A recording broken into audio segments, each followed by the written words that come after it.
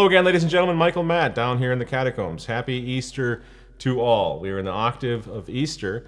And I think even the public schools are celebrating Easter, although they don't call that anymore. I think we're on spring break. And the reason I think that is because I was driving through town yesterday, and the public schools being closed, the youngsters have been sort of set loose on the town. And there were a couple of these young bucks right in the middle of the road. So I'm driving down the road, and all of a sudden I see these guys just walking, literally, I'm not talking a little bit off center, right in the middle of the road. And I thought, well, this could be an interesting experiment. Let's see if they notice me, because they were both plugged into their iPods with their earbuds in and all of that. And so instead of laying on the horn, I just sort of crept up behind them in my car. Sure enough, they didn't notice until I tapped on the horn a little bit, and then they both turned astonished to find a car in the middle of the street, and dude this and dude that, whoa dude, and all of that, and they moved out of the way, and I passed through. And I don't know why, but it struck me as a sort of a metaphor for everything that's gone wrong in our society. We have been dumbed down as Americans. We've been dumbed down as citizens of this country. We've been dumbed down as Catholics. Now, sans segue, let me jump to the upcoming canonization, because I think something similar is happening with the vast majority of Catholics today. We're not aware of the peril. We're not paying any attention to what's happening in the church. And this canonization, this fast tracking of the canonization of Pope John Paul, I think, is indicative of that. No one seems to care. Now, leaving aside the virtues, the merits, the demerits of Pope John Paul and his pontificate, and there were many good things, there were some many questionable things, but leaving that aside for the moment, you have to wonder if any of the 1.5 million Catholics that are going to be flocking to Rome in a couple of weeks have any concern in the back of their minds for the potential ramifications for scandal and disaster for the church that are sort of part and parcel with this fast-tracking process. Now, down here a couple of weeks ago in the catacombs, we made a prediction. Our contention was that the secular press, the media, the baddies, the really Christophobic, anti-Catholic press is actually somewhat anxious for this canonization, because they will be able to hang the sexual abuse of children and the cover-up on the Catholic Church for years and years to come. Please God, I hope that we're wrong. But noticing today in the media, in the secular press, in some of the major outlets, ABC, Huffington Post, the Associated Press, stories are beginning to come out now, questioning this process of fast-tracking the canonization of Pope John Paul. And I think it's interesting because I don't think they want to stop the canonization. Nothing could stop it now except for perhaps an act of God, which I have certainly not ruled out yet. But I'm in the minority on that opinion, obviously. So this is going to happen. This canonization is going to happen. Millions and millions of dollars and a euro will be pumped into the eternal city. And this is a big thing. Hotels, restaurants, you're not going to back this off. It's not going to be ratcheted back and canceled. So it's going to happen. And now the media are sort of coming out with their big gotcha moments that John Paul covered up the sexual abuse of children and so forth. So we have, for example, AP's story just today was picked up by abcnews.com. The banner headline reads, "John Paul's Saint Maker says Pope not involved with Legionnaires scandal." This is by Nicole Winfield, who's a respected journalist. And the opening paragraph reads as follows. John Paul and his closest advisors had held up the Legion and its late founder, the Reverend Marcial Maciel, as a model for the faithful, even though the Vatican for decades had documentation with credible allegations that Maciel was a pedophile and a drug addict with a questionable spiritual life. Again, we're seeing how this is working. They're bringing it all up now that it's too late to do anything about it. The story concludes with this interesting paragraph with respect to the Vatican's press spokesman, Father Lombardi. Asked today about John Paul's overall record on sexual abuse, the Vatican spokesman, the Reverend Federico Lombardi, noted, wait for it, that sainthood isn't a judgment on a pontificate or even an evaluation of someone's perfection in life. All right, so what is it? Lombardi continues, quote, "The important thing is that the intentions were upright and that there was respect. This does not mean that he or she was perfect." Okay, so when have we ever seen anything like this? Father Lombardi, who I've met, he's a nice man, and I don't envy his job. It's a difficult thing to spin what's happening inside the Vatican.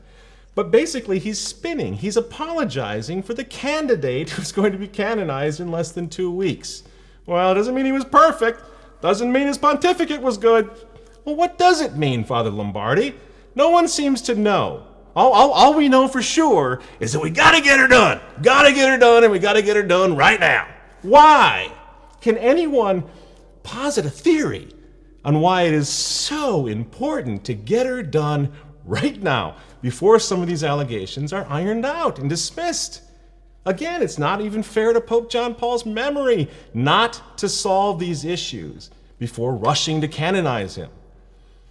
At the Huffington Post, again, just today, here's the banner screaming headline: Vatican under John Paul II knew all about sex abuse in Legionnaires of Christ for decades, new documents reveal.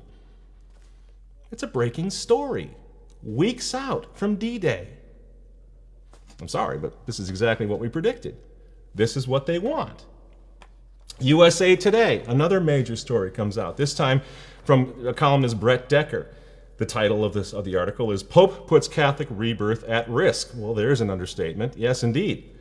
And Mr. Decker starts out, quote, "Canonizing pontiffs from the era of abuse is not only tone deaf, but also exposes a continuing, stubborn refusal to acknowledge the institutional cover-up that occurred for decades, and that those at the highest level, including popes, didn't do enough to prevent the crimes enabling the crisis to continue. The other major factor in papal complicity for sex crimes is that popes personally," now listen to this, this is such a key point. Popes, quote, "Popes personally appoint all the bishops in the Catholic Church and are responsible for their tenures. All 5,000 bishops serve at the pleasure of the Holy Father and resign or retire when their boss says so." Decker continues, "Some of the most egregious offenders, such as Cardinal Bernard Law, the former Archbishop of Boston, and Cardinal Roger Mahony, the former Archbishop of Los Angeles, who withheld a list of potentially abused altar boys from the police and has settled $700 million in abuse claims, were not only promoted to bishop, but also given the cardinal's prestigious red hat by, wait for it again, Pope John Paul." And Mr. Decker concludes, "The Catholic Church declares individuals to be saints, to give the faithful role models of heroic virtue, and show how one should live life in order to get to heaven. Because of their sins of omission, in face of horrors at the hands of their clergy, neither Pope John Paul nor John 23rd should be canonized as exemplars of sanctity," end quote. Now, our neo-Catholic friends, well, they're not going to like this. But that is simple truth. That is just the reality of the situation. And this fellow, Mr. Decker, is a Catholic. Now imagine how the secular press, the true Christophobes, are going to take all of this and run with it. And yet we're all supposed to be just blissful and overjoyed at this upcoming canonization. And it's just getting started. This whole thing is like one big political selfie for the neo-Catholic establishment, for the great facade in the Catholic Church. Common sense be damned.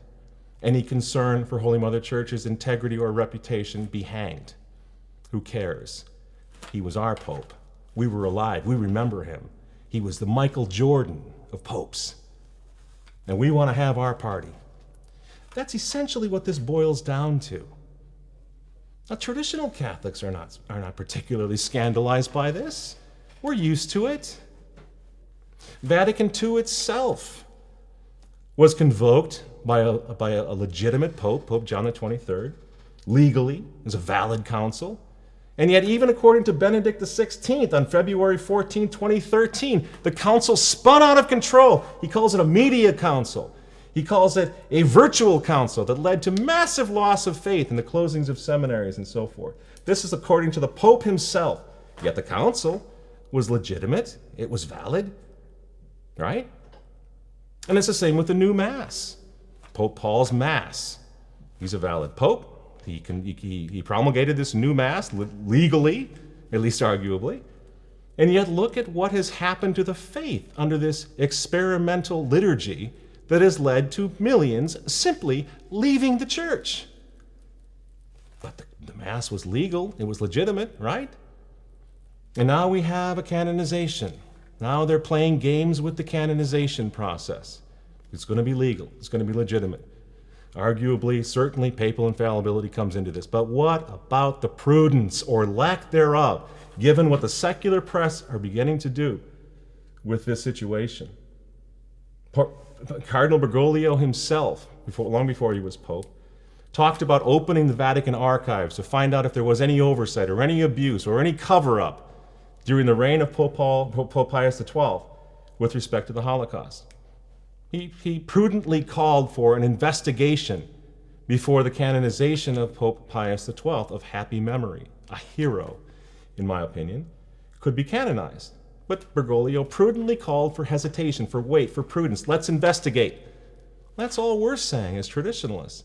Let's investigate. Let's bury these things. Let's bury these allegations before we take another step. Now, of course, it's not going to happen. It's too late now. It's too late now. That's the nature of this crisis. It's going to be ramrodded through, and then we're going to have to deal with it. Pope Benedict XVI tried to acknowledge the crisis. He tried to acknowledge what had gone wrong with the council, what had gone wrong with the new Mass. And for his time and effort, he was more or less coerced, in my opinion, into abdication. No, I can't prove that, but that's my hunch. But we saw this effort on the part of the Holy Father to do something to acknowledge the crisis. Nobody paid attention. Now he's gone, and now we're back to the party. And I don't think it's going to be good for Holy Mother Church. I pray and hope that I'm wrong. But until we understand that we must do something to acknowledge this crisis and stop playing Pollyanna's glad game, it's only going to be more trouble, more loss of faith, more cataclysmic reality as life in the Catholic Church for all of us. So in the beginning of our little conversation tonight, I talked about these two young men walking down the middle of the road, blissfully unaware of the peril that they were potentially in from the car that was screaming down the road behind them. I think Catholics have become similarly dumbed down, similarly unaware of the danger that we all face, of the fact that Holy Mother Church is really, really entering into a terrible time.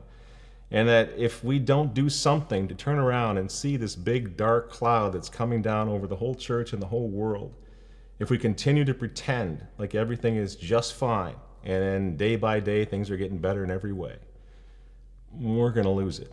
We're going to lose it. The world is already suffering from the lack of the moral voice of the Holy Catholic Church, as we saw through the legalization of gay marriage and through abortion and everything else. It's only going to get worse.